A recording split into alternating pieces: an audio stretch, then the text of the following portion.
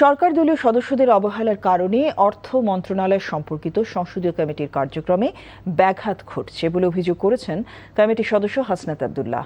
সংসদের মিডিয়া সেন্টারে এই অভিযোগ করেন তিনি।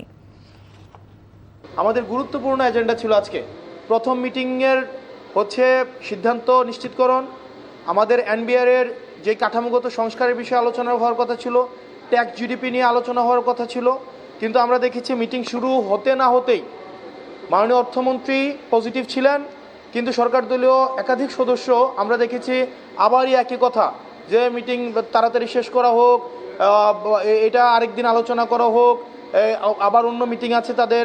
এভাবে এই মিটিংয়ের যে গুরুত্ব, আমরা মনে করি এই মিটিংয়ের গুরুত্বের সাথে এক ধরনের এই মিটিংকে অবহেলা করা।